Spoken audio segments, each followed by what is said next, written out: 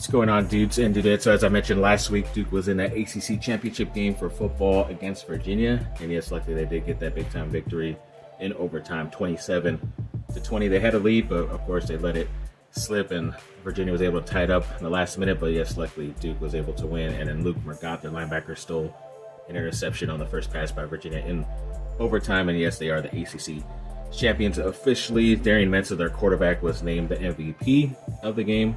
And then also Cooper Barkate, during that game, the receiver, reached 1,000 receiving yards in the season. So big time congrats to him. And yeah, we're kind of hoping and seeing if they would maybe make it to the playoff, but of course not. So they accepted a bowl game. I think it's Tony the Tiger Bowl, wherever it's going to be played. I think it's the Sun Bowl in Texas. It leaves Arizona State.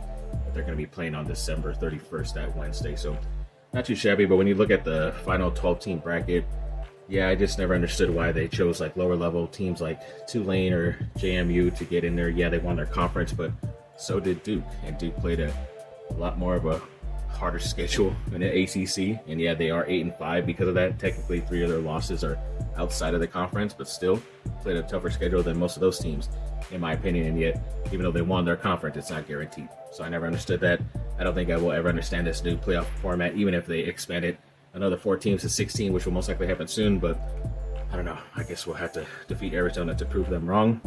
And when it comes to the transfer portal, yes, they did sadly lose one of their running backs, Peyton Jones. He's planning to enter the portal, so we'll see what happens there if any more guys jump in. USC did get a bid to get the Alamo Bowl in Texas against TCU, which happens the day before on Tuesday, December 30th on ESPN. So looking forward to that. TCU is a pretty high-scoring team.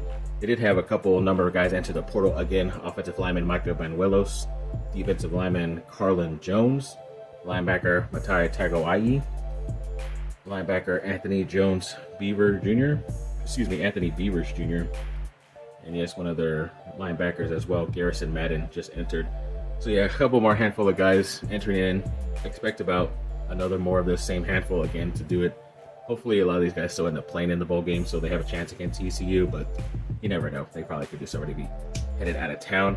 And of course, the one team that did get let out of the college football playoff tournament was Notre Dame, and they're so pissed off that they didn't even accept a bowl game bid to at least consolate their season, to help out some of their seniors and other older guys get some tape in against the NFL. They all decided not to play. They're not the only team, but yeah, it's just kind of sketchy and cowardly that Notre Dame did that because they're so pissed off they didn't get into the playoff format. So either way, I thought that was pretty funny that they were left out, and that's what happens when you play a cupcake schedule in the independents like they do.